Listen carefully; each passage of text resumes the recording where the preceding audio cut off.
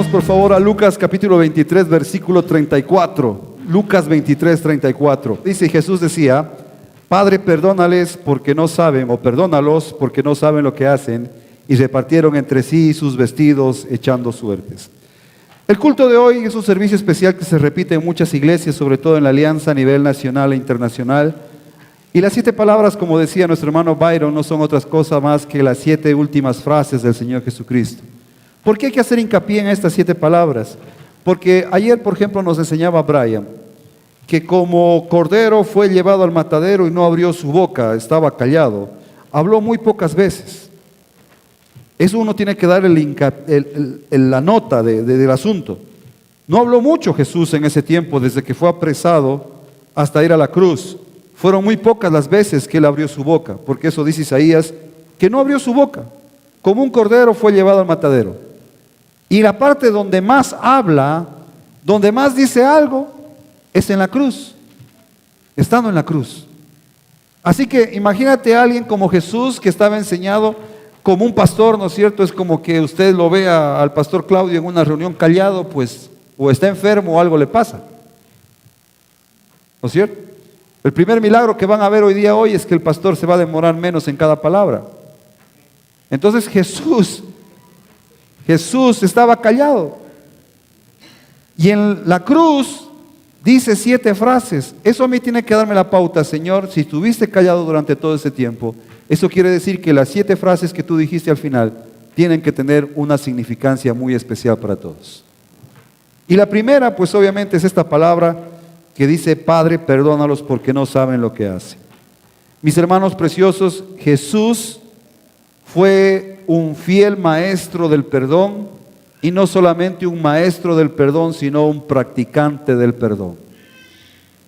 Nada puede llegar a buen término si no empieza con el perdón. Nada puede llegar a una buena conclusión, ningún proyecto de vida, nada de lo que tú tengas planificado para tu futuro va a llegar como tú desees que llegue si no partes del principio del perdón.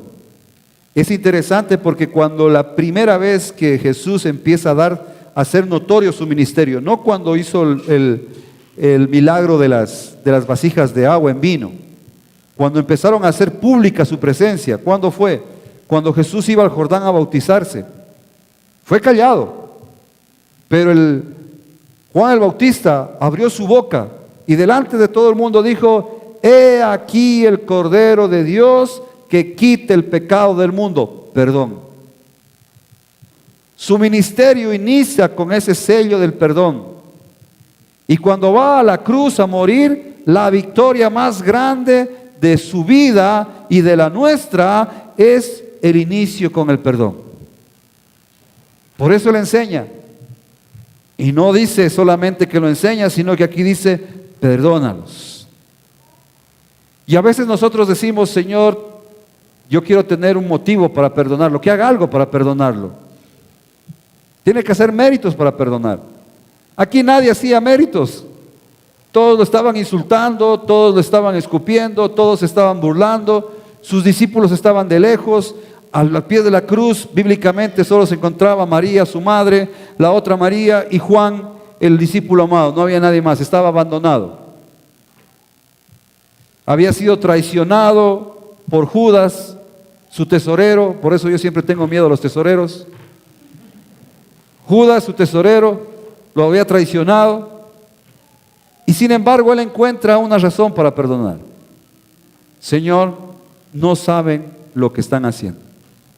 A veces la persona que te lastimó, la persona que te hirió, la persona que se portó mal contigo, la persona que no te saludó, la persona que no te dio la mano, la persona que no te hizo un favor, la persona que no estuvo para ti, tal vez no sabía hasta qué punto te estaba dañando.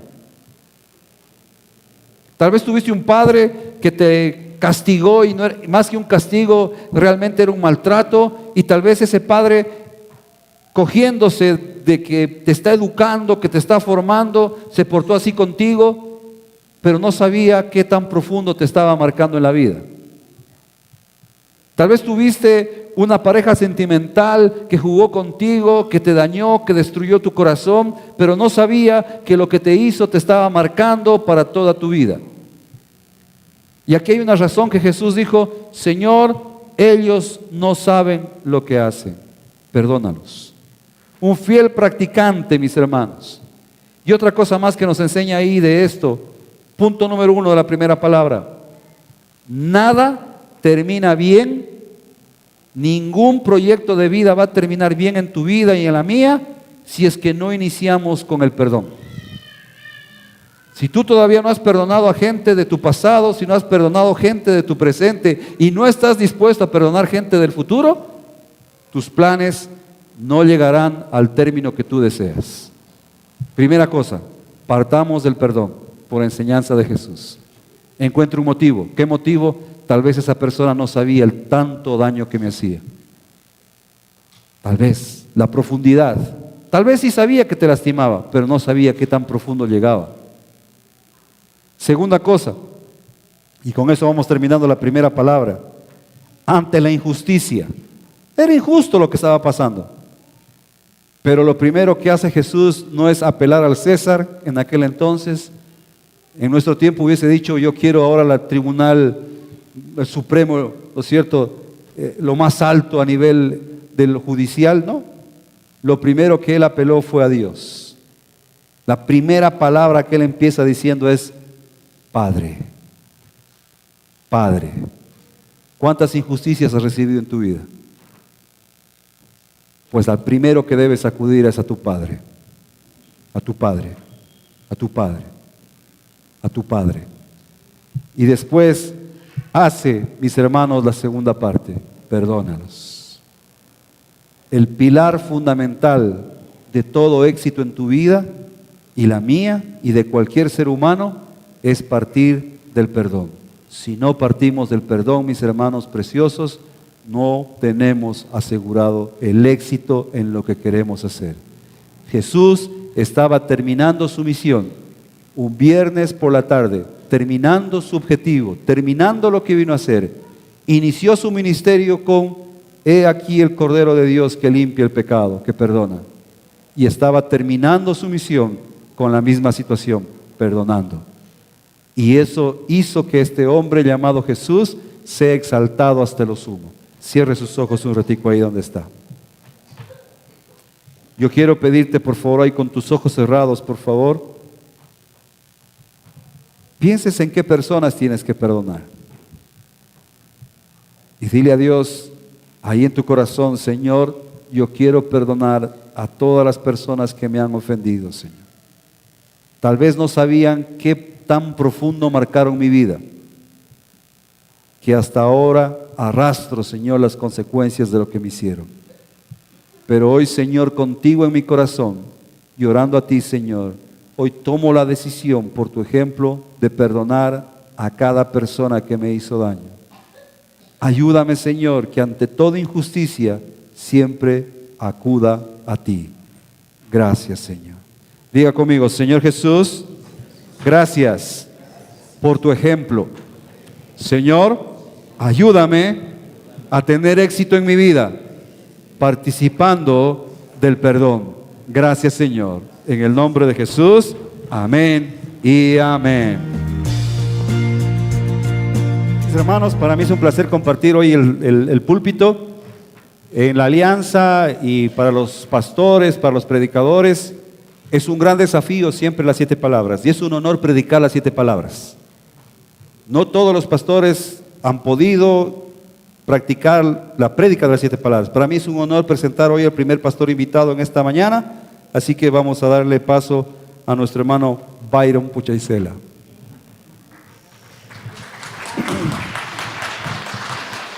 Gloria a Dios. Gracias, pastor.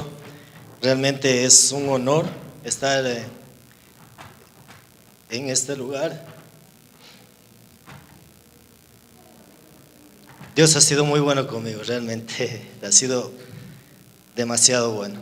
Tengo que darle muchas gracias a Dios porque jamás pensé tener esta gran bendición. Y por eso es que siempre que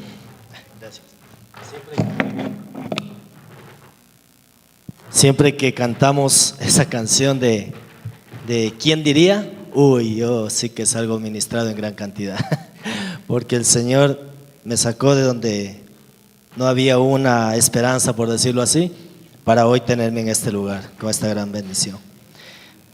El día de hoy, gracias a Dios, tengo la bendición de compartir la segunda palabra, la cual está en Lucas 23:43. Lucas 23:43 nos dice, de cierto, entonces Jesús dijo, de cierto te digo que hoy estarás conmigo en el paraíso. Esta es la segunda frase que conocemos como segunda palabra, la segunda frase que Jesús mencionó estando en la cruz. Y como siempre, Dios o Jesús rompiendo toda expectativa y dando el ejemplo, como dijo el pastor. Muchas veces Jesús dijo en tiempos anteriores o en el tiempo en que estaba en su ministerio en la tierra, muchas veces dijo, cuando ustedes sean golpeados, den la otra mejilla. Y eso fue lo que hizo Jesucristo en la cruz, dio la otra mejilla, dio el ejemplo. Y la primera palabra que el pastor nos compartía es, Padre, perdónales, porque no sabe lo que hace. Y ahora nos da el ejemplo perdonando a uno de los malhechores. Como siempre, Dios dando el ejemplo en todo lo que nos manda. No podemos decir que Jesús de pronto nos exige algo que Él no hizo, jamás, porque Él siempre ha dado el ejemplo. Según el contexto que tenemos aquí, es que Cristo estaba crucificado en la cruz y en medio de Él habían dos malhechores crucificados con Él. Y el primero de ellos se identifica con un corazón que es completamente en contra de Dios, completamente rehuye o es opuesto a lo que Dios es. En el versículo 39 del mismo libro, del mismo capítulo 23:39 dice, y uno de los malhechores que estaban colgados le injuriaba diciendo, si tú eres el Cristo, sálvate a ti mismo y a nosotros. Primera cosa que hace, injuriarle. Lo que es injuriar es burlarse, hacer mofa, insultar, eso es injuriar. Y eso es, aun cuando Él estaba ahí en la cruz sufriendo, aun cuando estaba Él castigado por sus pecados, por sus malos actos, Él seguía blasfemando en contra de Dios. Seguía injuriando, seguía yéndose en contra de todo lo que es Dios, porque no creía, porque definitivamente no creía y no quiso creer hasta el final. Sin embargo, al final de esta frase que dice este personaje, también trata de sacar provecho y diciendo, sálvate a ti mismo y a nosotros. Ojalá y me resulte, como quien dice en otras palabras. El ladrón en esta ocasión dice, sálvate y sálvanos a nosotros también. Y como quien dice, a ver si es que es verdad, para ver si es que te creo. Entonces, este personaje también, poniéndonos en el contexto de la humanidad, nos representa a las personas que quizá tienen un corazón muy duro, un corazón en contra de Dios, un corazón que no quiere aceptar lo que Dios le manda hacer, un corazón que incluso cuando tiene la oportunidad de volverse a Dios le dice no, definitivamente no.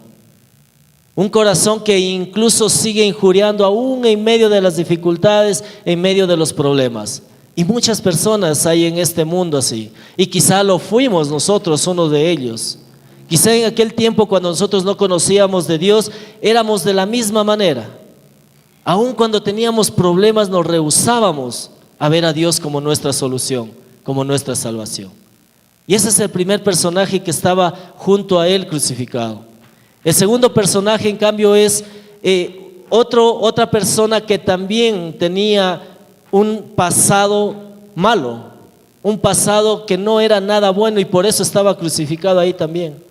Por eso estaba también pagando su culpa. Y en el versículo, podemos ver en los versículos 40 y 41, siguiendo al 40 y 41 dice, respondiendo el otro le reprendió diciendo, es decir, este ladrón le dice al otro ladrón, ¿ni aún temes tú a Dios estando en la misma condenación?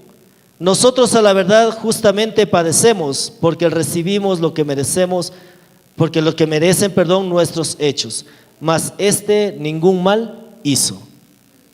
Es un corazón también que quizá está apartado de Dios, pero que tiene una diferencia con el anterior. Un corazón que se empieza a volver a Dios. Un corazón que empieza a dar su mirada a su Salvador, a su salvación. Un corazón que empieza a ser cambiado, a ser transformado. ¿Y por qué digo empieza a ser cambiado? Porque en otros 2 evangelios más también menciona que este personaje también era quien blasfemaba a Jesús. Pero sin embargo, en el momento no podría decir yo si es que fue por el dolor, si fue por la circunstancia, si fue por lo que fue, pero a la final ese corazón empieza a doblegarse a Dios. Y empieza a reprender al otro que estaba en la misma condición y que eran compañeros, incluso me atrevo a decir, compañeros de profesión, digámoslo así. Hacían lo mismo y sin embargo le dice, ¿no temes a Dios aún cuando estás en esta situación? Lo que me enseña que ese corazón empezó ya a temer a Dios, a tener el temor de lo que Dios puede hacer cuando somos injustos, del castigo que podemos nosotros recibir por no seguir los mandatos de Dios. Y aún ahí todavía le dice, nosotros justamente padecemos. Esta persona también reconoce que es un pecador, que ha hecho malas cosas y reconoce que todo mal acto tiene sus consecuencias. En otras palabras está diciendo, Señor, yo he pecado y sé que esto me lo merezco. Y está diciéndole de esta manera porque él empieza a ver su salvación. Él empieza a ver cómo Cristo puede ser la solución para él y para su vida. En ese momento quizá para los segundos de su vida o para los minutos u horas que le quedaba de vida. Porque ya no tenía más esperanza, ¿no es cierto? Ya era el final. Y viene aquí la parte final, el sello final de parte de esta persona.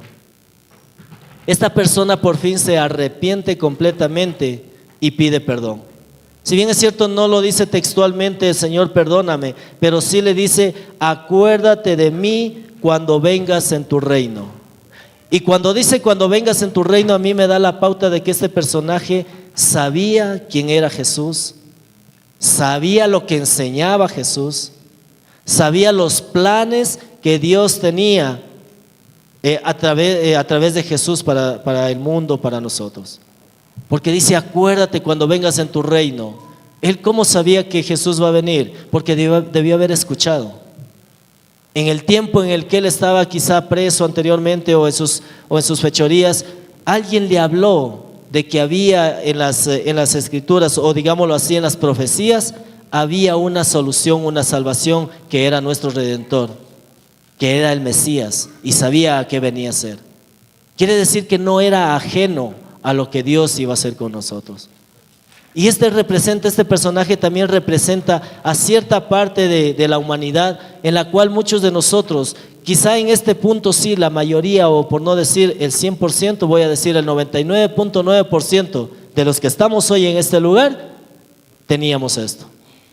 Sabíamos de Dios, ¿por qué? Porque quizá nuestros padres nos lo enseñaron, sea de forma errónea, sea de buena forma, pero el hecho es que nuestros padres nos enseñaron de que había un Dios. Nosotros también sabíamos que todo acto tiene su consecuencia, todo mal acto tiene su consecuencia, e íbamos a recibir un castigo o una consecuencia por lo que hacemos. Y así éramos nosotros, y así quizá está mucha gente que aún no conoce de Dios. O mejor dicho, que no se apegan a Dios, porque conocemos de Dios, porque nos han hablado, y lo más importante, porque la palabra dice que en nosotros está el saber de que existe un Dios. En nosotros hay algo que nos mueve a creer que hay un Dios. E incluso en las personas del primer ejemplo, hay algo que les mueve esa fe de creer en algo. Por eso son tan maestros, llamémoslos así, de creer en una evolución, en algo que es más difícil todavía que creer en un Dios poderoso. Pero creen en que de una microcélula salió un personaje que ahora usted y yo estamos aquí. Tienen fe, pero lamentablemente no está bien enfocada o no quieren enfocarla bien. Y esto es lo que nos enseña en este tiempo estos dos personajes, y lo que nos enseña sobre todo la palabra del Señor en cuanto al versículo específico que es el 42, cuando Jesús dice: de cierto te digo que hoy estarás conmigo en el paraíso. Como siempre les decía, mostrando Dios la gracia, la misericordia que tiene para la humanidad. En ningún momento Jesús le reprocha y le dice: no, a ver, ahorita que estás en problemas, ahí sí vienes y me pides perdón. Ahorita, como ya sabes que vas a morir y vas a ir a un lugar de tormento, el cual mereces por tus actos, vienes y pides perdón. En ningún momento Jesús le dice eso, simplemente lo perdona. Porque Jesús es así, porque Dios es así. Cuando un corazón contrito y humillado se acerca delante de Él, Él no lo rechaza. Y he aquí nosotros, he aquí nuestras vidas como ejemplo. He aquí nosotros que cuando estábamos en problemas nos acercamos, incluso muchos de nosotros, y voy a hablar por mí específicamente, me acerqué porque tenía miles de problemas y quería una solución. Yo fui uno de los que me acerqué a Dios porque buscaba un beneficio, pero Dios me dio más que eso. Dios me dio la salvación. Este ladrón, ni siquiera este ladrón, este que estaba siendo crucificado, pidió: Señor, haz que muera de una vez y deje de sufrir. No dijo: Señor, haz que este dolor calme y ya, Señor, bájanos de la cruz, haz que se acabe esto. No, Él lo que le dijo es: acuérdate de mí. Pidió lo principal, la salvación de su alma. Y muchos de nosotros no pedimos eso, pedimos cosas, pedimos bendición, y no está mal. Una vez más, no está mal, pero lo principal es nuestra alma. Pero Dios utiliza todas esas cositas que nosotros hacíamos mal, que nosotros a veces pecamos, para sacar nuestra alma de ese purgatorio, de ese Seol, perdón. Ya me fui a la catedral. Sí, este es el que tengo preparado para las 6 de la tarde allá. No sé por qué se me cruzó. Dios nos saca el alma de nosotros de ese Seol, de esa tumba en la cual está. Cuando nosotros nos acercamos con un corazón arrepentido, con un corazón humillado, con un corazón dispuesto a ser perdonado por Dios. Ahora, este personaje esperó hasta el último momento. Y Dios es tan misericordioso que hasta el último segundo, si nosotros pedimos perdón de corazón, nos va a salvar. Pero no es recomendable hacerlo, porque quién sabe si tenemos ese segundo. Quién sabe si a nosotros nos espera una muerte en la cual en este momento simplemente caemos fulminados y no tenemos el tiempo de arrepentirnos. O quizá viene el Señor y se lleva a todos y el resto nos quedamos de pronto aquí. ¿Quién sabe y pase eso? Por eso es que nosotros debemos aprender de que no importa la condición en la que estemos, no importa si pertenecíamos o alguien que de pronto está viendo esta transmisión y aún no se ha acercado a Cristo. No importa a cuál de los dos grupos tú te identifiques. Lo que importa es que tu corazón diga: Señor, acuérdate de mí, y Dios diga: estarás conmigo en el paraíso. Les voy a invitar que cierren sus ojos, por favor, y que nos pongamos un momentito en pie. Y ayer Brian nos decía que muchas de las veces, aún conociendo nosotros de Dios, es necesario que nosotros pidamos perdón, que nosotros volvamos a decirle al Señor: Señor, sálvame, Señor, te recibo en mi corazón. Ayer Brian nos enseñaba, y eso me impactó a mí mucho, lo que ayer dijo: yo todas las mañanas me levanto y digo: Señor, te acepto como mi Salvador. ¿Por qué? Porque muchas de las veces cometemos pecados, errores, que si bien es cierto a la noche, a veces incluso hasta por el cansancio no los pedimos perdón, cosa que no deberíamos de hacerlo. Pero como sabe decir el pastor acá, incluso hasta por si acaso, yo debería de decirle: Señor, te acepto una vez más como mi Salvador. Cierre sus ojos, por favor. Yo le voy a invitar a que en este momento hagamos una pequeña oración.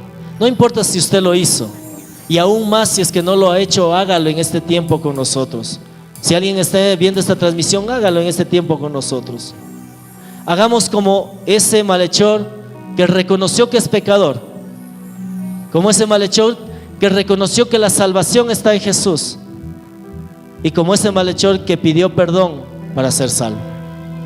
Y digámosle: Señor, hoy, Señor, reconozco que he pecado delante de ti. Hoy, Señor, reconozco que no te he obedecido y me he apartado de tus caminos. Y te pido, Señor, en esta mañana que tú limpies mi vida, mi corazón de todo pecado, y que tú, Señor, me hagas una vez más tu hijo, y que hagas, Señor, en mí una nueva criatura. Señor, anota mi nombre en el libro de la vida, y hoy te recibo como mi Señor y mi Salvador. Gracias, bendito Dios. Gracias, Señor. La tercera palabra, dice la palabra del Señor: mujer, ahí tienes a tu hijo. Y le dice al discípulo amado: ahí tienes a tu madre. Es interesante, mis hermanos preciosos, porque las dos primeras palabras se relacionan con el perdón. Viene esta palabra como que está en medio, ¿no? Como que está en medio, y después empieza a hablar de su relación con Dios. Es decir, como que hace una pausa en medio del mensaje. Está hablando del perdón y hace como una pausa, se dirige a su madre, ¿sí? Y luego empieza su relación con Dios, que es la siguiente palabra, donde vamos a ver ya que se refiere a Dios, se refiere a su necesidad, se refiere a su final, pero hay esa pausa en medio. Eso también, mis hermanos, tiene que dejarnos entrever una cosa muy, muy importante. ¿Qué tiene que dejarnos ver? Tiene que dejarnos ver que Jesús daba y da mucha importancia a la familia. La familia es muy importante. En medio de ese proceso de muerte de Jesús, tiene el valor para detenerse y referirse a su mamá.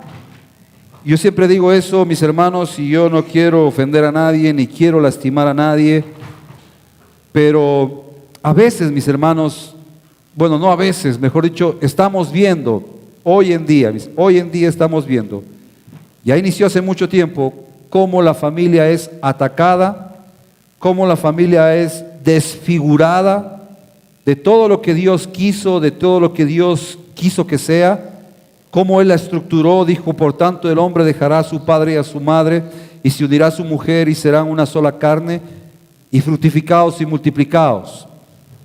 Él estructuró papá, mamá, hijos. Pero hoy, si usted va a los textos de enseñanza, dice ya esa familia es la familia clásica, la familia antigua, así era. Ahora hay muchas familias.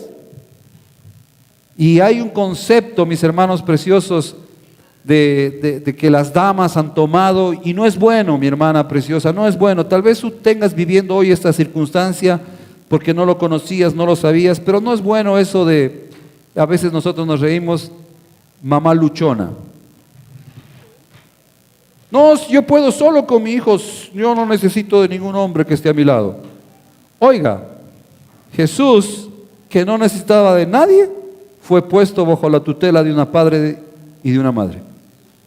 Y cuando José quiso escapar porque su esposa estaba embarazada, así dice la Biblia, en mi versión dice quiso escapar, Jesús, Dios tuvo que mandar un ángel, no fue Ángel Mejía, un ángel de Dios, ¿sí? Ese ángel tuvo que hablar con José para decirle: José, regresa para allá, man, porque yo envié a mi hijo para que esté dentro de una familia que yo diseñé en Génesis. Papá, mamá e hijos. Se considera, mis hermanos preciosos, a través de la historia, que posiblemente José, el padre de Jesús, murió. Algunos dicen que probablemente fue en su adolescencia, o en sus primeros, o los últimos años de su adolescencia, en los primeros años de la juventud. La gente a veces dice: ¿por qué Jesús empieza su ministerio a los 30 años? Aparentemente, históricamente, ¿por qué sabemos eso? Porque Jesús tuvo el tiempo de aprender el oficio de carpintero. Porque no todo el mundo, algunos identificaban, este es carpintero igual que su padre. Para aprender el oficio quiere decir que desde pequeño estuvo con él y posiblemente en la adolescencia aprendió el oficio, y se dice que Jesús tuvo que mantener y sostener a su mamá hasta que sus hermanos puedan hacerlo. Porque llegó un momento dado que Jesús dijo, bueno, hasta aquí, cumplió 30 años y se fue al desierto y dedicó 3 años de su vida de lleno al ministerio, y ya no lo ves haciendo sillas, ya su ministerio era predicar, sanar enfermos y dar libertad. Entonces Jesús fue diseñado, por decirlo de alguna manera, porque Él es el Dios Todopoderoso, para que esté dentro de un matrimonio conformado por papá y mamá. Entonces, primera cosa, mi querido joven, los que todavía están a tiempo, tienes que tener eso en tu cabeza. Si yo me caso, es para tener un matrimonio para toda la vida, donde voy a luchar, donde yo me voy a esforzar. Actualmente hay muchos jóvenes que tienen miedo al matrimonio por los ejemplos que han recibido, pero tú puedes hacer la diferencia teniendo a Jesús en tu vida. Teniendo a Jesús en tu vida. Querida dama, olvídese de esa, y disculpe que sea grosero, de esa bobería de que si usted queda embarazada va a ser una mamá luchona. Olvídese esa bobería. Usted tiene que decirle al Señor, Señor, yo quiero tener a alguien a mi lado. No importa de cara que sea guapo, ya pensaron otra cosa, que sea guapo, que tenga buen corazón, para seguir y luchemos juntos. Entonces, mis hermanos, Jesús hace aquí un alto. Jesús se da cuenta que su madre está sola. ¿Por qué está sola? Porque si tú lees la Biblia, dice la Biblia que ni los hermanos de Jesús creían en Él, no le creían. Aparentemente los hermanos de Jesús se convierten después de su muerte, después de la resurrección. Lea la Biblia, ahí dice. Pastor, ¿y Jesús tendría hermanos? Ahí dice que tenía hermanos, están hasta los nombres. Entonces, su madre estaba sola. Y hay algo interesante que le dice, mujer, no le dice mamá. Y la palabra mujer que utiliza aquí Jesús es para referirse a una señora, cualquiera, sea soltera o casada, que no tiene ninguna relación conmigo. Yo llego a un local, yo llego a un sitio y sale una persona, ¿no es cierto? ¿Qué es lo que sabemos decir cuando tú llegas a un local comercial a comprar algo y sale una mujer? ¿Cómo le sueles decir? Si es jovencita, ¿qué le dices? Aquí en Loja tienen esa costumbre, niña, ¿no es cierto? Niña, ayúdeme con unos $10 de pan. ¿Ah? ¿No es cierto? Pero si sale una, tú te das cuenta que evidentemente es una señora. Solo que quieras que te rebaje el pan, le vas a decir niña, ¿no es cierto? Niña, que me rebaje el pan. Pero ves una señora y ¿qué es lo que tú dices? No le dices mamá. Hay gente que sí sabe decir, mi abuelita, le dicen a las personas cuando están ya de cierta edad, pero no es lo correcto. La norma de educación dice que yo voy a saludar a alguien, le voy a decir, señor, muy buenas, por favor, tenga la bondad. Y si viene una señora, pues le voy a decir, señora, no es mi mamá. Pues aquí Jesús está utilizando justamente una palabra, si tú te vas al griego original, una palabra que no se refiere a alguien como su mamá, sino como una señora. Entonces, mis hermanos preciosos, pero vemos la preocupación de Jesús y le dice, he ahí, mujer, le dice, señora, está así diciéndole, y no era un acto de descortesía, créanme, si tú lees la historia del trasfondo, es un acto de mucho respeto, de mucho respeto. Es como antes decían doña, no sé si se acuerda usted, doña no era cualquiera, ahora ya doña le dicen a todo el mundo, ¿no es cierto? Ya le ven así 2 arrugas, dice doña. Pero antes doña eran personas que tenían mucha educación, muy respetadas. Entonces la palabra aquí es eso, mujer, sí, señora, ahí está tu hijo. Ahí está tu hijo, no está acá, está ahí. 1, ahí está tu hijo. ¿Por qué tiene que decirlo esto? Lucas capítulo 2, versículo 34, y con esto termino esta palabra, mis hermanos.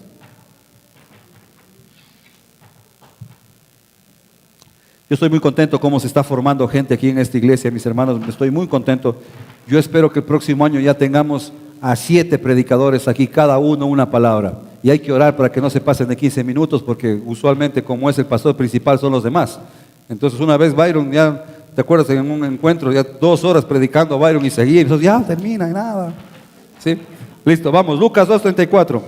Yo le dije, Señor, dame 7 predicadores, de manera que el próximo año yo me vaya a la playa, Señor de gloria.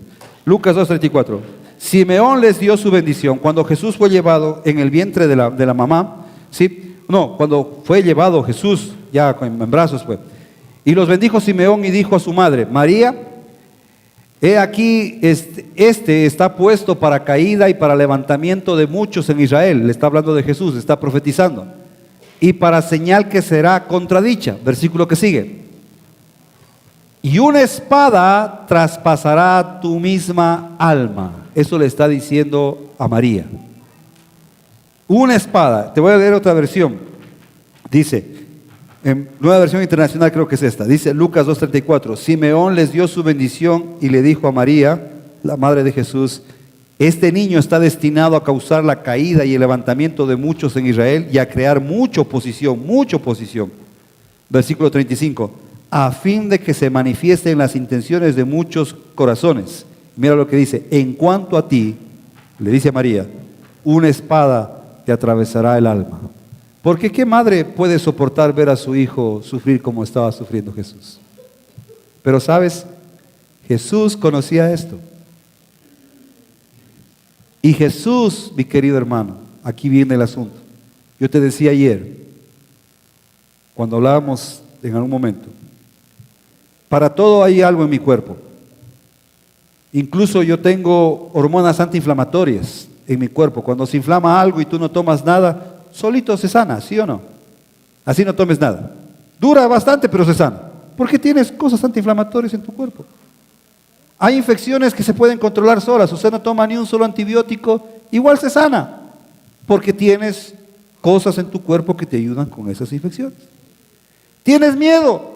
Hay una hormona llamada adrenalina que va a decirte o enfrentas tu miedo o sales corriendo. Todo está ahí, excepto algo. No hay nada que pueda manejar el dolor del alma, no el dolor físico, el dolor del alma, el dolor del corazón. Y aquí Dios está diciendo, cuando Jesús le dice, mujer, porque él sabía esto, yo sé, Jesús sabía, yo me imagino a Jesús pensando, yo sé que en este momento estás sintiendo como una espada atraviesa tu alma, tu corazón está lleno de dolor. Pero ojo, yo soy la respuesta. Yo te voy a dar el consuelo. ¿Y cómo le dio el consuelo? Mujer, ahí tienes a tu hijo, ahí tienes a tu madre. La respuesta para tus dolores está en Jesús. Él te dará salida cuando tu corazón está lleno de dolor y con una espada que atraviese tu corazón. Él es la respuesta. Él es la respuesta. Aquí Jesús estaba haciendo la respuesta para su madre, la respuesta para el dolor, y estaba diciendo, la familia es importante. La familia es importante. Así que mi hermano precioso, yo le invito a usted que usted siempre le pida sabiduría a Dios. 1, para mantener una buena relación con su familia. Y 2, si esa misma familia te ha causado mucho dolor, muchos desplantes, muchos desaires, Jesús es la respuesta para ese dolor que tú estás sintiendo. Ponte de pie, por favor, un ratico. Cierra tus ojos un ratico ahí.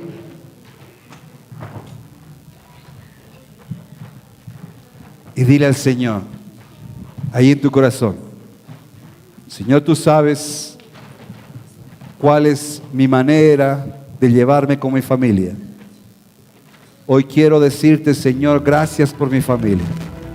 Independientemente de los desaires, independientemente de los dolores, de las vergüenzas, de lo que haya podido pasar, Señor, con mi familia, hoy quiero darte las gracias por una familia.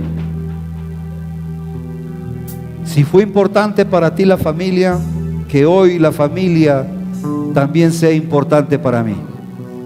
Dile al Señor ahí, que sea importante para restablecer lazos de unión, que sea importante para darnos perdón, que sea importante para ayudarnos, que sea importante para apoyarnos.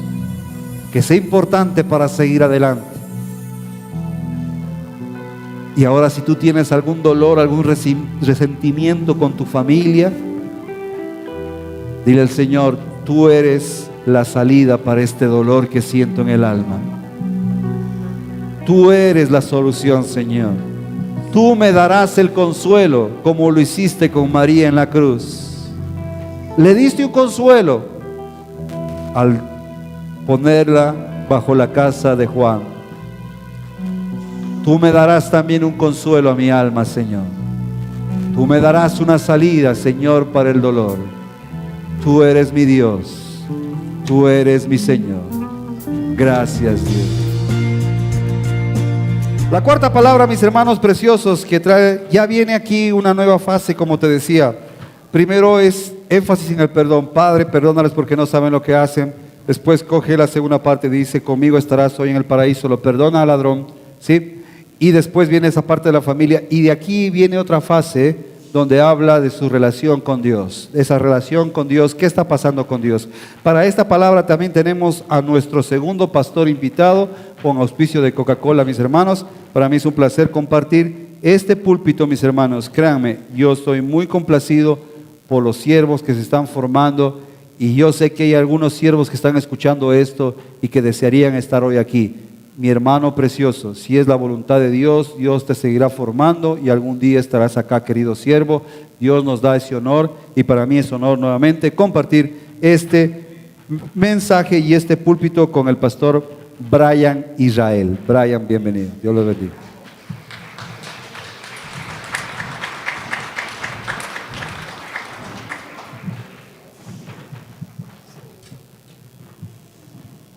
Muchas gracias, Pastor Claudio Jr. Eloi, Eloi, lama sabactani. Dios mío, ¿por qué me has desamparado? La cuarta palabra, mis hermanos. Mi hermano precioso, es un gran honor estar frente a ustedes en este día. Créanme que estoy muy contento de estar compartiendo el púlpito en las 7 palabras. Siempre vi al pastor Claudio Benjamín como mi abuelito predicando las 7 palabras, y siempre tuve el deseo de algún día estar compartiendo una de ellas. Entonces, una alegría y un honor estar junto al pastor Claudio Jr., que es mi padre, y también con Byron, que es mi hermano en Cristo. Muchas veces el pastor Claudio Benjamín enseñaba que una vez un hermano le dijo que otra vez las 7 palabras cada año repiten lo mismo y lo mismo. Les cuento un chisme, mis hermanos preciosos. Ese hermano era yo.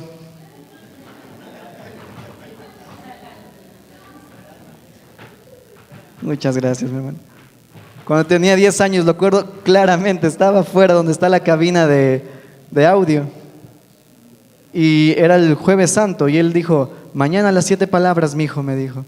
Le dije: otra vez, Pito Calo, le decíamos Pito Calo, otra vez las 7 palabras. Él me quedó viendo, se sonrió y me dijo: ¿ayer almorzaste? ¿Ayer merendaste? Yo le dije: sí. ¿Hoy vas a merendar? Le dije: sí. ¿Pero por qué vas a merendar otra vez si ya merendaste ayer? Digo: que tengo hambre, Pito Calo. Ah, pero ya merendaste ayer, oye, ya no meriendes hoy día. Pito Calo, tengo hambre, ¿cómo no voy a merendar? Así mismo son las 7 palabras, mi hijo, me dijo. Y desde ahí me quedé grabado las 7 palabras. Marcos capítulo 15, versículo 34, nos habla de esta cuarta palabra o cuarta frase, donde es una frase, es impactante, mi hermano precioso. Es un punto, puedo decir que es un punto de quiebre en esta frase.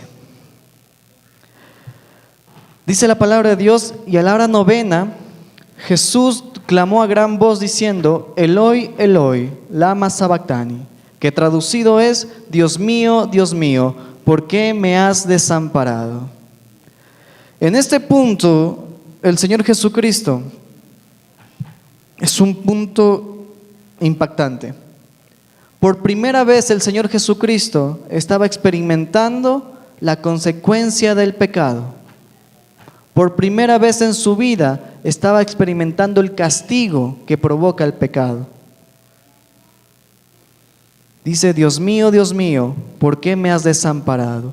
En ese momento el Señor Jesucristo siente una soledad tremenda estando en la cruz. Y quiero darles a notar algo. Dice Eloi, Eloi, que la Reina Valera lo traduce como Dios mío, Dios mío. Mi hermano precioso, Jesús en todo su evangelio, todas las veces que oraba a Dios, se refería a Él como Abba Padre, que significa papito, que significa padre. Era el único que podía decirle Abba Padre. Y cuando los judíos escuchaban esta frase de Jesús decir Abba Padre, les rompía la cabeza, se morían de iras. Porque para el pueblo judío en el Antiguo Testamento, el pueblo de Dios estaba en la tierra, Dios estaba en los cielos y había una capa de pecado que los separaba entre los dos. Entonces, si alguien se atrevía a decir que es hijo de Dios, está diciendo que Él es Dios mismo. Y para el judío eso era algo imposible. Pero Jesús, como hijo de Dios, se refería a Él como Abba Padre.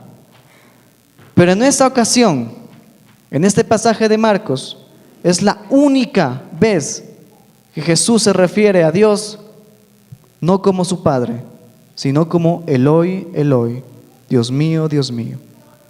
Esto denota en Jesús que en ese momento estaba sintiendo la soledad de su Padre, que había sido abandonado por su Padre.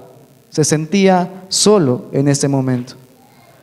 En 2 de Corintios capítulo 5 versículo 21, en Nueva Versión Internacional, en 2 de Corintios capítulo 5 versículo 21, dice: al que no cometió pecado alguno, por nosotros Dios lo trató como pecador.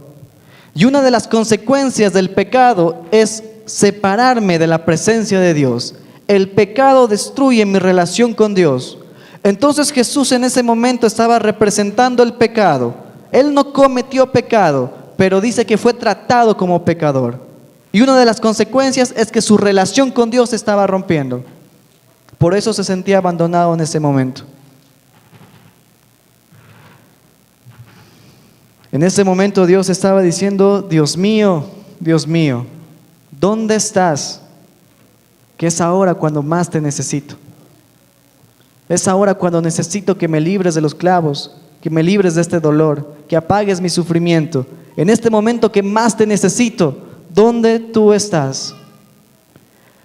Y aunque el Señor Dios Todopoderoso es omnipresente, Él estaba ahí. Es omnipresente, Dios está en todos lados.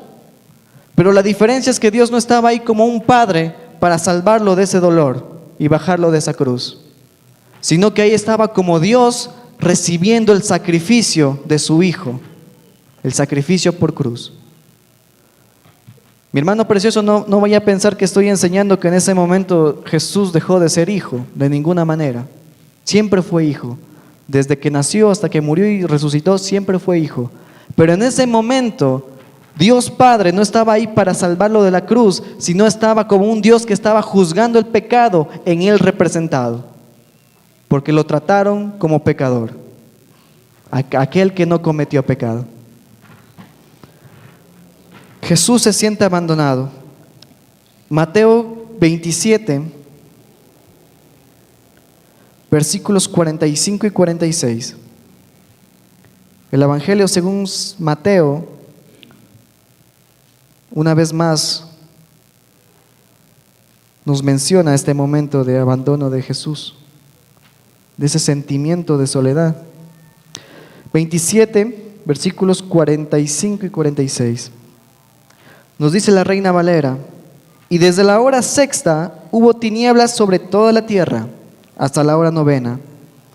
Cerca de la hora novena, Jesús clamó a gran voz, diciendo: Elí, Elí, lama sabactani. Esto es: Dios mío, ¿por qué me has desamparado? Versículo 45 nos habla que la tierra se cubrió de tinieblas.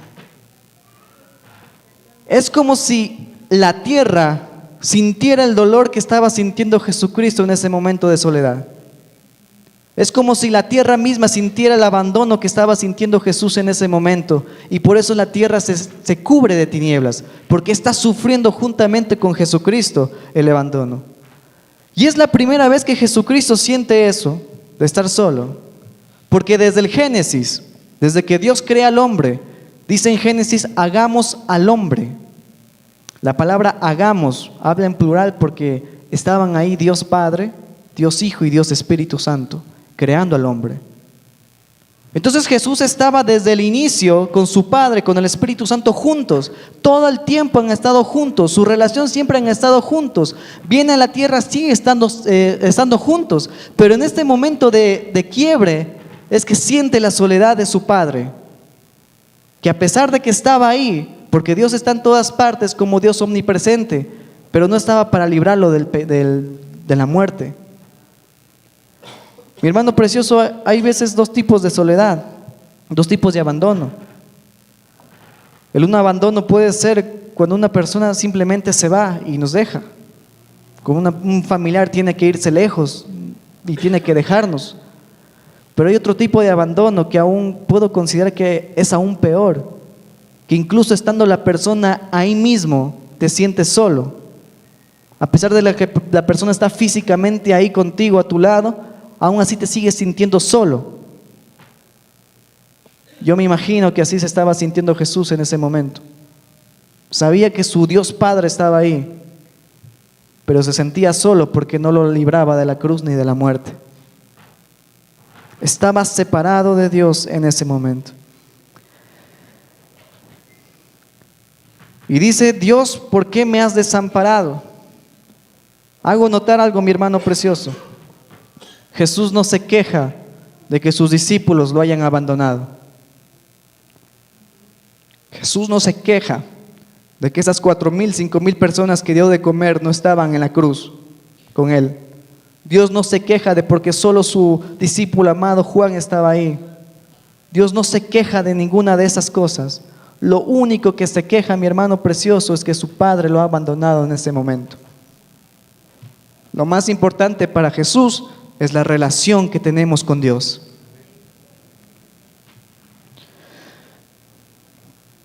Versículo 45 de este pasaje nos dice: Eloi, Eloi. Mateo lo pone como Elí, Elí. Realmente significa lo mismo, son temas de traducción que no me voy a detener en eso, pero denota lo mismo, se refiere a Dios como Señor, no como su Padre. Pero aquí le dice Elí, Elí, lama sabactani. Lo cita en arameo, en el lenguaje original. Lo hace por una cuestión muy inteligente, muy sabio el Señor Jesucristo. Estaba citando en ese momento un salmo mesiánico, el Salmo 22. ¿Qué es un salmo mesiánico, mi hermano Braitan? Un salmo mesiánico es aquel que su contenido representa lo que habría de pasar el Mesías o la venida del Mesías. Entonces, en este momento, Elí, Elí, lama sabactani, que está citando en arameo, está citando el Salmo 22, que voy a pedir que pongamos el versículo 1. Salmo capítulo 22, versículo 1, y si me pueden ayudar en Nueva Versión Internacional.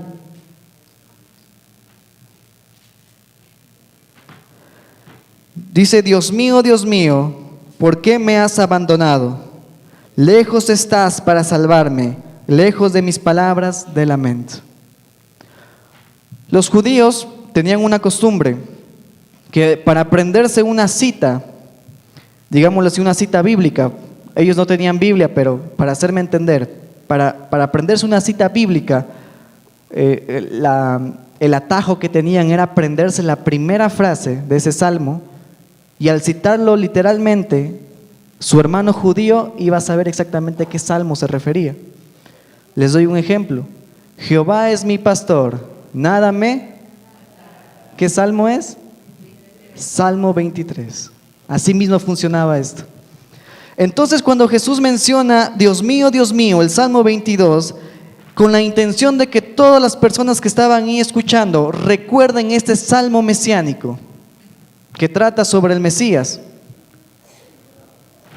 Y en el mismo capítulo voy a pedir que leamos los versículos 14 al 18, que este salmo es muy precioso sobre el Mesías, y en esta sección del 14 al 18 habla sobre el padecimiento del Mesías. Voy a leer aquí en la Biblia y me van siguiendo en la pantalla. Versículo 14: Como agua he sido derramado, Dislocados están todos mis huesos, mi corazón se ha vuelto como cera y se derrite en mis entrañas. Se ha secado mi vigor como una teja, la lengua se me pega al paladar. Me has hundido en el polvo de la muerte, como perros de presa me han rodeado, me han cercado una banda de malvados, me han traspasado las manos y los pies. Puedo contar todos mis huesos. Con satisfacción perversa la gente alrededor se detiene a mirarme y se reparten entre ellos mis vestidos y sobre mi ropa echan suertes. ¿Por qué Jesús estaba citando este salmo cuando dice Elí, Elí, ¿por qué me has abandonado? Porque estando en la cruz Jesús estaba diciendo una verdad. Yo soy el Mesías que ha venido a salvarte. Yo soy el Mesías que está con el corazón derretido, que estoy derramado como el agua. Tengo todos mis huesos dislocados. Siento el dolor en todas partes, que puedo contar todos mis huesos. Las personas malvadas han echado suerte sobre mis ropas. Y no suficiente con eso, se detienen a verme con morbo y con placer cómo estoy sufriendo. Porque yo soy el Mesías que ha venido a salvarte, a darte sanidad y prosperidad y bendición. Yo soy el Mesías prometido.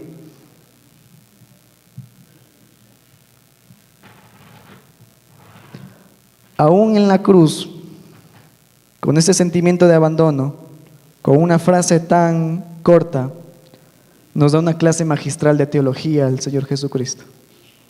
Yo soy el Mesías que está sufriendo todo esto por amor a ti. Estoy sintiendo el abandono, estoy sintiendo el dolor, mis huesos dislocados, humillado, todo por amor a ti. Jesús experimenta la consecuencia del pecado, ser separado de su Dios Padre. Se siente abandonado porque su Padre no lo ha librado de esa cruz, porque está recibiendo la paga del pecado. A pesar de que él no pecó, es tratado como pecador. Y aún en sus últimos momentos proclama que Él es el Mesías, mi hermano precioso, que ha venido para darte la sanidad, la bendición, la salvación a cada uno de nosotros. Aún en sus últimos suspiros de vida, Él proclama que Él es el Mesías Redentor que Dios ha enviado en la tierra. No queda más que decirle al Señor: gracias por tu sacrificio, gracias por lo que padeciste, gracias por lo que soportaste. Tú eres mi Cristo Redentor y tú eres el Mesías que me ha salvado. La cuarta palabra: Eloi, Eloi, lama sabactani. Dios mío, ¿por qué me has abandonado? Dios los bendiga, mis hermanos preciosos. Juan capítulo 19, versículo 28. Juan 19, 28. Juan capítulo 19, versículo 28. Esta ya es la quinta palabra donde decíamos empieza a hablar de una relación con Dios y da una manifestación muy humana, tanto como el desamparo que nos enseñaba Brian. Dice la palabra del Señor, la versión que tengo acá en la pantalla, dice: después de esto, como Jesús sabía que todo ya había terminado y para que se cumpliera la escritura, dijo: tengo sed. Diga usted: yo también. Tengo sed. ¿Por qué? Porque la sed es una manifestación pues muy humana. Dios trae a Jesús a través del nacimiento con la Virgen María, engendrado por el Espíritu Santo, y a veces uno dice que es mitad hombre, mitad Dios. No, la Biblia enseña, y eso a veces nos puede romper la cabeza, que realmente era 100% Dios y 100% hombre. O sea, eso nos puede romper la cabeza, pero es así, y tendríamos que hacer siquiera todo un estudio de unos, qué sé yo, unas 3, 4 reuniones para poder bíblicamente abarcar eso. Pero aquí tenemos una manifestación de un hombre bajo la humanidad que está reflejando algo muy importante. Uno, agotamiento. Ayer yo miraba, mis hermanos preciosos, Y la gente a veces no se da cuenta de eso, mi hermano precioso. Yo tenía un profesor que alguna vez en cuarto curso del colegio, del glorioso colegio Bernardo Valdivieso, de cuarto curso, químico-biológicas, cuarto F, ahí estaba este personaje. ¿Quién se iba a imaginar que iba a estar yo por acá? Botador de piedras, iba sin uniforme y todo ese tipo de cosas. Y este profesor de lógica y ética decía, ¿quieren ser valientes? ¿Quieren ser entradores en la vida? ¿Quieren ser gente de éxito? Lean e imiten a Marx. Acto seguido decía, pero si quieren ser cobardes, si quieren ser ninguneados por nadie, lean la Biblia a Jesucristo. Porque a veces nos ponían la imagen de Jesús, de un Jesús, no sé si escuchaste, sí lo debes de haber escuchado, por hace mucho tiempo se decía el flaco. Ajá, el flaco. ¿Sí? Y para colmo yo tengo mi cuñado que se llama Jesús y para colmo él es flaco. Entonces mis hermanos decían el flaco porque lo miraban débil, pero ayer yo miramos reportaje, mis hermanos, no recuerdo exactamente de qué ciudad es. Creo que es acá en Ecuador. Pero los que van a hacer la procesión hoy tarde, ¿no? ¿Sí? Los que van a hacer la procesión hoy tarde y van a cargar maderos. Dice, ahí los reportajes estaban ahí. Entrenan con los postes, con los palos, durante 3 meses. Corren, se entrenan, se preparan físicamente para cargar ese palito. Y no es toda la cruz, solo la parte que va horizontal. ¿En qué momento Jesús tuvo tiempo para prepararse? Lo tomaron preso y no es que le estaban dando de comer, toma, verás, pasado mañana tienes que cargar una cruz, comerás, así te vas a hacer grande. No sabemos, es más, es posible que ni siquiera le dieron de comer, quién sabe. Lo castigaron, lo azotaron, sangrando, ya estaba sangrando, él ya era maltratado. Dice Isaías que fue desfigurado completamente al punto de que no parecía humano de la inflamación. Su nariz posiblemente estuvo rota. Su espalda estaba abierta completamente. Y encima de eso fue capaz de llevar el madero de la cruz y caminar con ese madero. ¿Dónde está el débil Jesús? ¿Dónde está el débil Jesús? ¿Dónde está el flaco? Olvídelo. Jesús era un hombre a carta cabal y era muy valiente. Nunca se negó a cargar la cruz. Nunca. Pero llega un momento, como todo ser humano, miran a qué punto llega. Empieza a hablar en la cruz. Padre, perdónalos porque no saben lo que hacen. Conmigo estarás hoy en el paraíso. Mujer, ahí tu hijo, hijo, ahí tu madre. Padre, ¿por qué me has desamparado? Llega un momento, pues, que el físico ya no va a dar más. Llega un momento en que su humanidad se quiebra. Llega un momento en que ya se manifiesta el agotamiento del Señor Jesucristo. Y una de las primeras manifestaciones de ese agotamiento, de la deshidratación, del estar siendo desangrado, pues es la sed. Es la sed. Y ¿sabe qué? Déjeme decirle algo. Un común mortal como tú y como yo, de los que hacemos ejercicio solo cuando se pierde el control remoto y nos agachamos para buscarlo debajo de la cama. No hacemos ejercicio. Eso lo sabemos por el manejo del trauma, mis hermanos. Cuando yo manejo trauma, cuando un médico maneja el trauma, un paciente politraumatizado, como Jesús en este momento, politraumatizado, tiene 2 tipos de pacientes, hay más, voy a tomar solo 2. El que es deportista y el que no es deportista. El que no es deportista, si yo no soy deportista, que no lo soy, con una pérdida de líquidos de 500 ml, ¿sabe cuánto es eso? Medio litro. Con medio litro yo ya tengo sed. Es más, por eso me pasan agua. Estoy predicando aquí y ya nos pasan agüita. Ese pastor parece que ya no carbura, como que se le va a quedar el motor ahí en medio camino. Sí. Pero un deportista, mi hermano precioso, alguien que tiene un físico excelente, puede perder hasta 1500 cc de sangre, no digo de agua, sangre, y su frecuencia cardíaca y su tensión arterial no se altera. No se altera. Porque tiene un corazón fuerte, tiene un cuerpo envidiable. Ese es nuestro Jesús. Por eso es que pasa durante todo este tiempo, pero llega un momento donde por más deportista manifiesta su agotamiento y lo primero que dice es: tengo sed. Segunda cosa, primero, manifestación de agotamiento. Segunda cosa, manifestación de una necesidad. Tengo sed. Yo te pregunto a ti, mi querido amigo, ¿de qué tienes sed? Yo no creo que Jesucristo simplemente se refirió para la parte física, que es normal, el reflejo de su agotamiento. Pero Él lo manifestó claramente, fuertemente, porque Él quería demostrar, mis queridos hermanos, que un ser humano sin Dios llega un momento en que te agotas. Ya lo explicaba Brian. En ese momento estaba el Señor desamparado.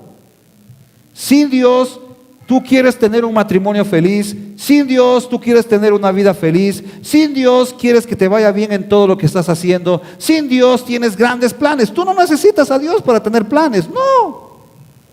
¿Quién necesita a Dios para tener planes? Nadie.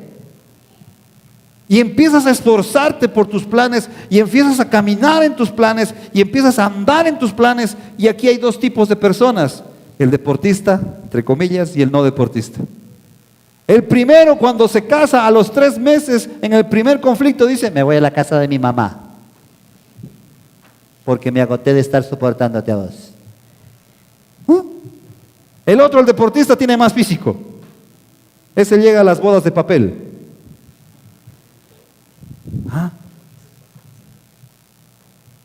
Yo siempre le digo a la gente que entra a medicina, aquí hay algunos médicos, por atrás está nuestro amigo que viene de Brasil, ¿no es cierto?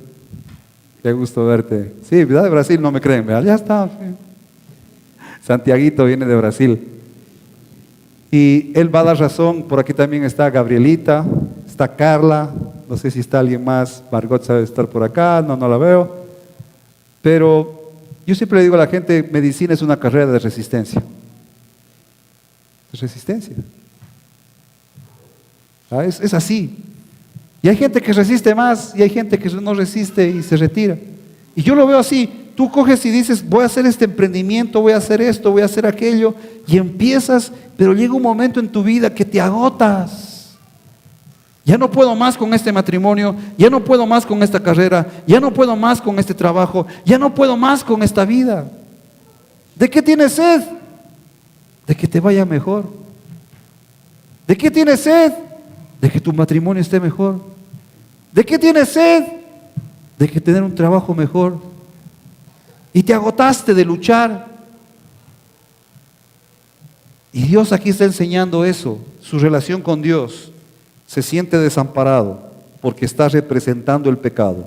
Y no solo representa el pecado, mis hermanos. Hebreos dice que Él mismo en esencia se hizo pecado en ese momento. No solamente era el pecador, sino el pecado mismo. Y en ese estado se siente desamparado, y en ese estado se siente agotado y con sed, con sed, con sed. Así que, mi hermano precioso, póngase de pie ahí donde está, por favor.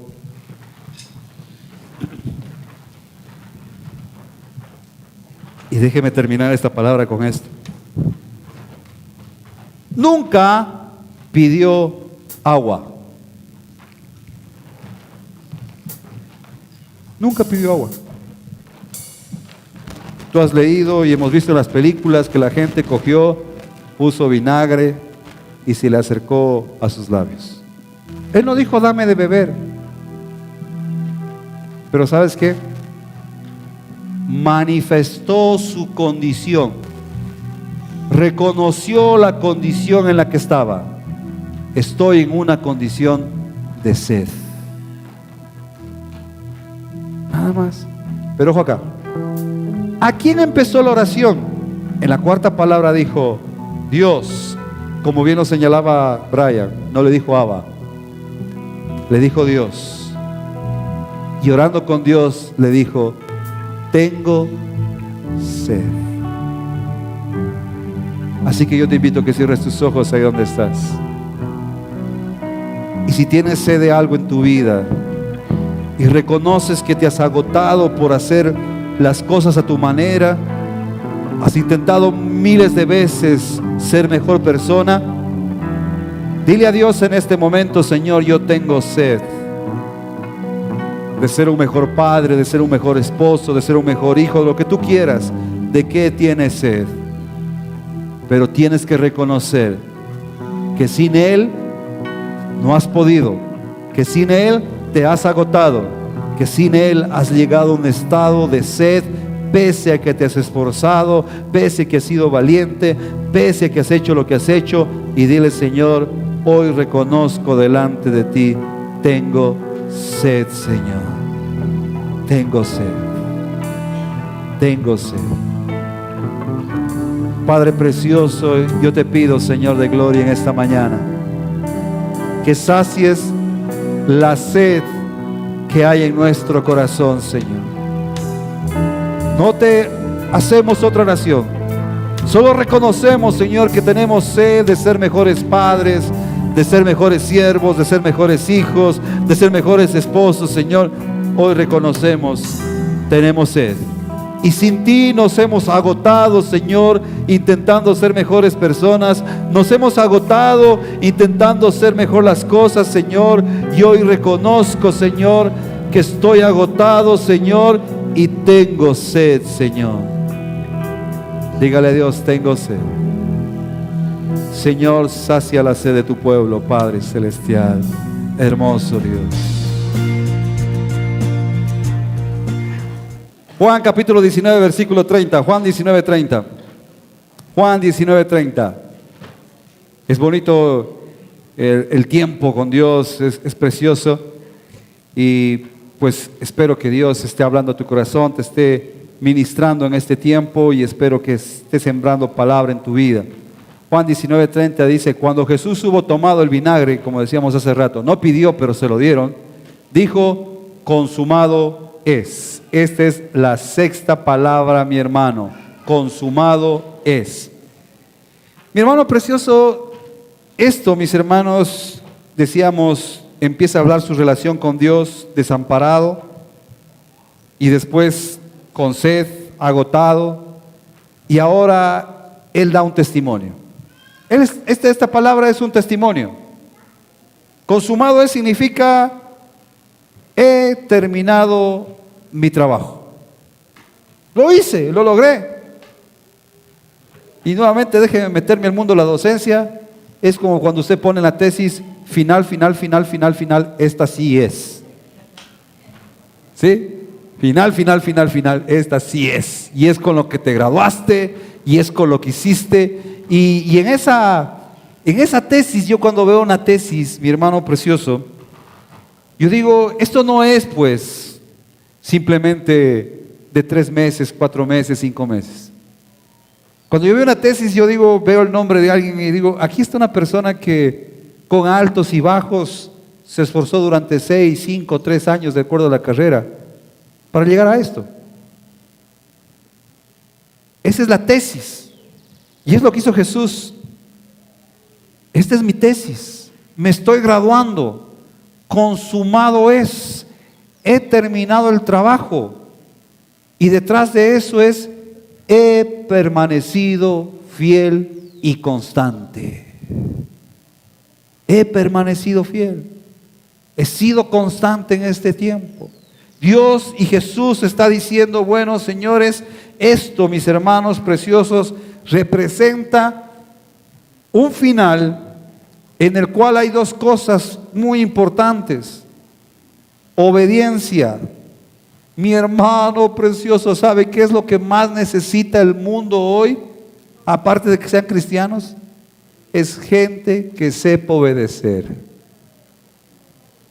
Oiga, ¿cuántos accidentes de tránsito se evitaran si supiésemos obedecer esas cosas que dicen límite máximo de velocidad? ¿Ah? Entonces necesitamos gente que sepa obedecer y Jesús está haciendo ejemplo. Yo sé obedecer y como sé obedecer, después el apóstol va a decir, fuiste obediente y obediente hasta la muerte.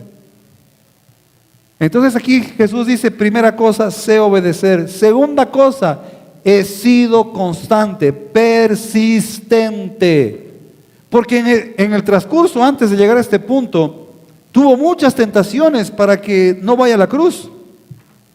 El mismo Pedro se quiso interponer y decir, no, no, ¿cómo voy a permitir que te maten? Calla, calla. La gente decía, no, estás loco, pero si tú estás aquí, mira si hiciésemos elecciones. Imagínate, el domingo entré a triunfar a Jerusalén, como le llama la gente. Todo el pueblo de Israel, ¡va! Si hubiese sido en este tiempo, ¿qué hubiesen dicho? Jesús, candidato para presidente el próximo año. Esa era la perspectiva de la gente. Así que, ¿cómo se te ocurre que vas a ir a morir? ¡No! Entonces Jesús tuvo tentaciones para ir a la cruz, pero Él fue constante. En la vida cristiana, mis hermanos, uno tiene que perseverar y ser constante. Otro ejemplo de eso es Pablo. Pablo dice, he peleado la buena batalla. Ya lo hice, cumplí mi propósito. Oiga, mi hermano precioso, si hay gente que todavía ni siquiera sabe cuál es su propósito, peor para poder decir al final, he cumplido. Créame, mi hermano, yo estoy firmemente convencido que Dios me va a permitir morir en algún momento. Y no, obviamente eso, no, pastor, queda novedad, todos vamos a morir. No, tranquilo, espere. Y yo quiero tener esa oportunidad y yo le pido a Dios, Señor, dame la oportunidad de yo también decir en el momento de mi muerte, consumado es. Hice mi trabajo. Porque hay mucha gente, mi hermano precioso, que muere y dice, ay, si solo tuviera 2 meses más de vida, 3 años más de vida, 4 años más de vida, entonces yo pudiera arreglar todo esto y hacer aquello y hacerlo de acá. Yo lo he vivido. Cuando a un paciente le decimos, ¿sabe qué? Usted tiene un cáncer terminal de vesícula. Y la primera pregunta que hace todo paciente es, ¿y qué tiempo tengo? Usted tiene de 3 meses máximo a 1 año de vida. ¿Y qué van a hacer en ese año? ¿Tú crees que 1 año nos alcanza para arreglar todo lo que tenemos que arreglar después de 45 o 30 años de haberlo hecho mal? Jesús no tuvo ese problema. Jesús llegó a la muerte y dijo, lo hice todo. ¿Qué te parece si tú y yo podemos llegar a ese día final en cuanto cerremos nuestros ojos, ir al cielo y poder tenerlos, esa valentía de poder decir, lo hice, no tengo nada pendiente, no tengo ninguna deuda espiritual, afectiva, cariñosa con nadie, lo he cumplido, consumado es. Eso a mí me encanta, mi hermano, pero a mí me fascina, me vuelve loco. A veces mi esposa dice, tú estás loco. Yo ya les he dicho a mis hijos, ya les dije hasta las canciones que tienen que poner cuando yo ya me vaya. Y lo que más yo estoy pidiéndole a Dios es que me permita hacer un video, mi hermano. Cuando usted esté aquí, no, en la funeraria, ya saben en qué funeraria, saben todo ellos ya. Y cuando esté en la funeraria, creo que pasen mi video para hablarles. ¿Y sabe qué voy a decir en ese video? Chistes. Sí, si va a estar riéndose a mis expensas, mejor los hago reír yo, ¿no es cierto? Y a mí me encantaría, mi hermano precioso, que usted pueda tener esto en su corazón. No el miedo a la muerte, sino el miedo a dejar cosas inconclusas aquí. Yo he visto a muchos padres que fallecen y luego sus hijos no se ponen de acuerdo porque las cosas quedaron inconclusas. Yo he visto muchos hermanos pelearse entre sí porque sus padres no tuvieron la sabiduría para decir esto queda de esta manera. Así que yo, mi hermano, lo invito que también usted sea capaz de decir como el Señor Jesucristo. Dile, Señor, dame la sabiduría que tú tuviste para ser obediente, para ser constante, para ser preservante en todo el tiempo. Preservar sería la palabra, en todo lo que yo hago. y que al final de mis días, igual como tú lo hiciste, pueda decir, lo hice. He trabajado, he peleado, he cumplido y no tengo ninguna deuda pendiente aquí en esta tierra. Porque la siguiente palabra, mi hermano, se conecta con esto. Lucas 23:46. Primero dice, lo hice, lo he cumplido, lo he terminado. Y Lucas 23:46 va a decir, entonces Jesús, wow, me encanta, clamando a gran voz. Eso también me gustaría morir así, cosa que todo el barrio se quede asustado un mes siquiera. Clamando a gran voz, dijo, Padre, ¿sí se da cuenta? Padre, en tus manos encomiendo mi espíritu. Mira el nexo de estas dos palabras. Como sabemos decir, cáchala, agárrala. He cumplido todo lo que tenía que hacer. Mi tiempo en la tierra ha sido exacto y no he dejado nada pendiente, todo queda en orden. Mi mamá queda con un nuevo hijo, todo está como debe estar. Así que ahora, Señor, estoy en tus manos. A mí me fascina eso, no sé si usted, pero a mí sí me fascina eso. Poder decir lo mismo. Que Dios me dé largura de años, le pido al Señor, para poder ver a mis bisnietos y a mis tataranietos. Y el día de mi muerte poder tomar sus manos y decir a mis hijos, a mis nietos y tataranietos, hasta aquí llegó mi tiempo.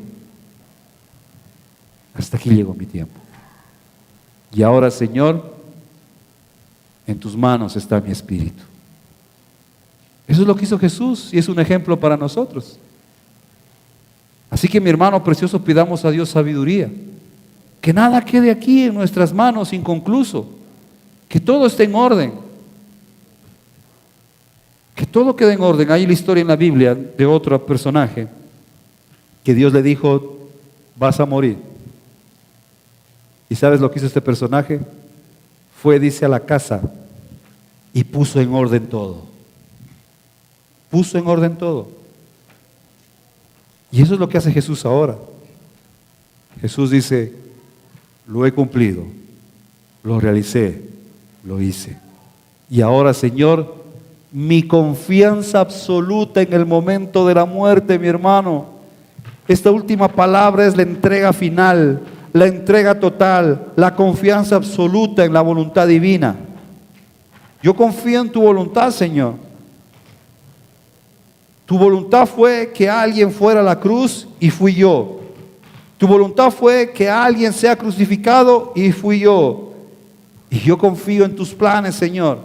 Así que en tus manos está mi espíritu, está mi alma. Aquí está aceptando Jesús su destino.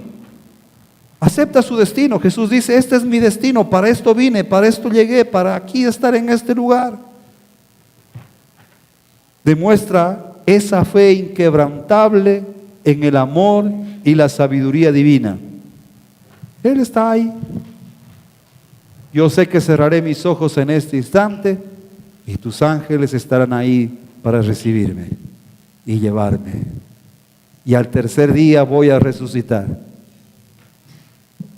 Yo al Señor también le he dicho, Señor, déjame resucitar, solo para asustar a los hermanos, nada más. Esa es la confianza, mi hermano precioso. Es la confianza en el Señor. Usted y yo debemos ser como Jesús. En ningún momento Él tuvo miedo a la muerte. Como decía Brian hace un rato, Él no se quejó de otra cosa más que sentirse desamparado de Dios. Tenía tanta confianza, como dijo Byron, ni siquiera se sintió mal por invitar a otro. ¿A quién lo invitó? Al ladrón. Esta noche estarás conmigo en el paraíso. Esta noche estarás ahí en el cielo. Ahí vas a estar. Confianza absoluta. ¿Por qué de tener miedo a la muerte? El salmista decía, oh muerte, ¿dónde está tu victoria? ¿Dónde está tu aguijón? ¿Por qué voy a tenerle miedo a la muerte? Mi hermano precioso, cuando usted y yo demos ese último paso, que nuestro corazón esté preparado para entregar nuestra alma al Señor Altísimo y saber que ese no es el fin. Que ese no es el fin. Y confías completamente en el Señor y poder decir, Señor, este es el momento. Mi hermano precioso, primera parte de las 7 palabras. Todo inicia con el perdón. Padre, perdónalos. La práctica del perdón. Hoy estarás conmigo en el paraíso. Segunda cosa, en la tercera palabra, la familia es importante. La familia es importante. No importa cómo sea tu familia, es importante y tienes que defenderla y tienes que protegerla y tienes que ser fiel con tu familia. Y si esa familia te ha causado dolor, la respuesta es Dios para ese dolor. Pídele a Dios, reconoce qué estás pasando y pídele a Dios que te ayude con tu familia. Después de eso, de esa segunda parte, la relación con Dios. Si tú no pides que Dios perdone tu corazón, sino que tu corazón está lleno de pecado, tú estás desamparado de la protección de Dios. Padre, ¿por qué me has abandonado? Desamparado. Y si estás desamparado de la protección de Dios, llegará un momento en que vas a tener agotamiento por todos los esfuerzos humanos que has hecho por ser mejor. Te vas a agotar. Tengo sed. Cualquier cosa que tú hagas lejos de Dios no te va a tener el fin que tú deseas. Puede ser un fin a medias, pero no el fin que tú deseas. La palabra es tengo sed, agotamiento. Si tú logras captar este mensaje del día de hoy, 1, tengo que iniciar mi vida o vivir mi vida con el principio del perdón. 2, reconocer que sin Dios estoy desamparado. 3, cualquier esfuerzo que yo haga sin Dios me va a llevar al agotamiento y voy a tirar la toalla. Si tú haces esas 3 cosas, mi hermano precioso, tú vas a poder terminar como Jesús diciendo, consumado es. Perdoné a quien tenía que perdonar. Siempre busqué tu protección, el que habita bajo la sombra del Altísimo. Y tú renovabas mis fuerzas, no me agotaba. Cuando me sentía cansado, me levantabas como las águilas. Por lo tanto, ahora puedo decir, consumado es. Hice lo que tenía que hacer. Perdoné a quien tenía que perdonar. Me esforcé contigo por lo que tenía que esforzarme y seguí adelante. Y ahora sí, Señor, yo vivo confiado que mi espíritu está en tus manos. Póngase de pie, mi hermano precioso. Denle un fuerte aplauso al Señor.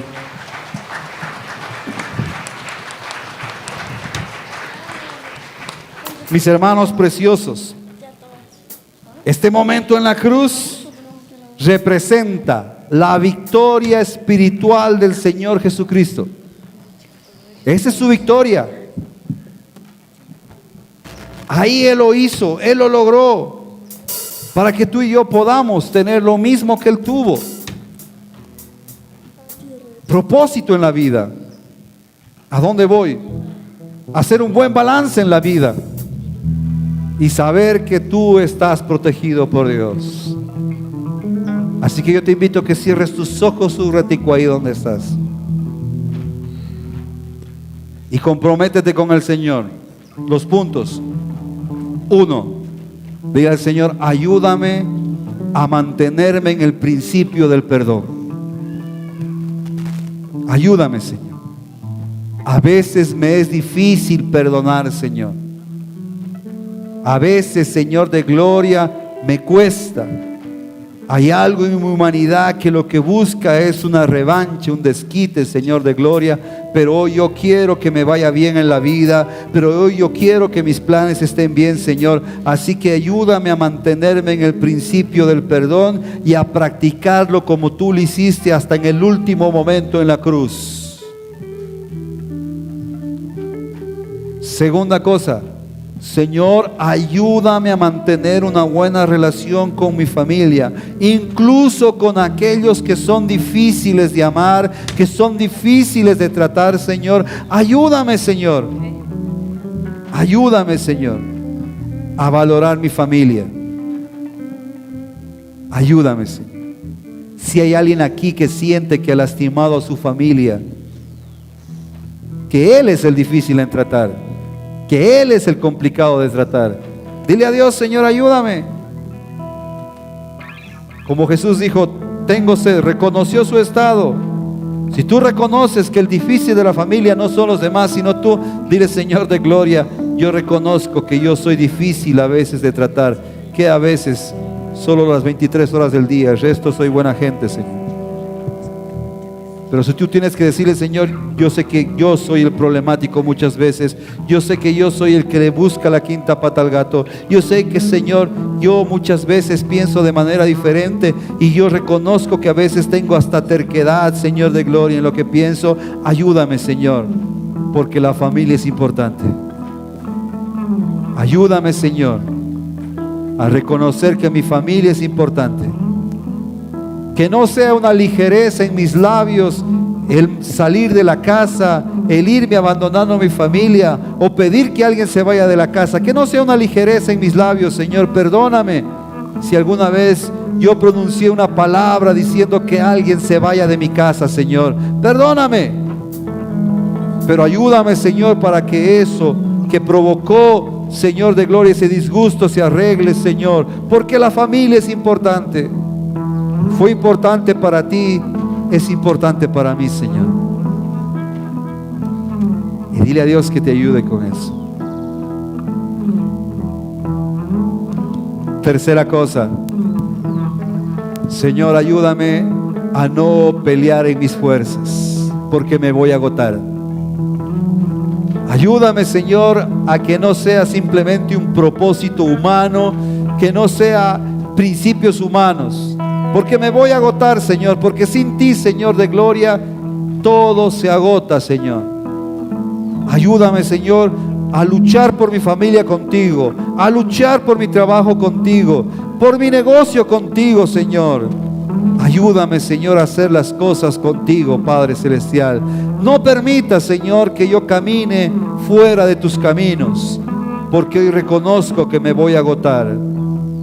Y si has estado fuera de sus caminos y te has agotado, dile: Señor, hoy reconozco que me he agotado luchando en mis fuerzas, y tengo sed de que renueves mis fuerzas, Señor, y levantarme como las águilas y seguir contigo, Señor. Si tú logras que esto pase en tu vida, dile al Señor: Señor, yo quiero lograr que esto pase en mi vida.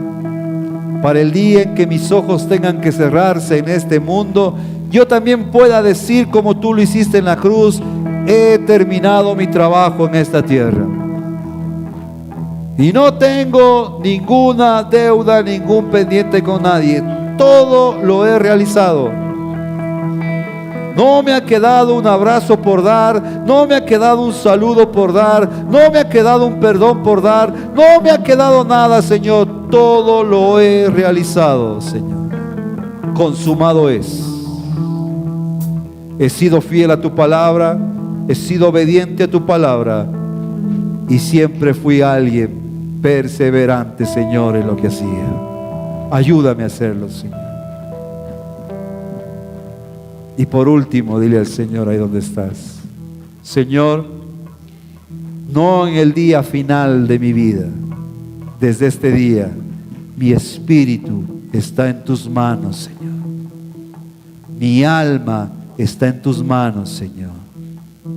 Y tú eres un cerco de protección para mi vida, y tú eres mi bendición, Señor, porque mi alma está en tus manos, las mejores manos, Señor.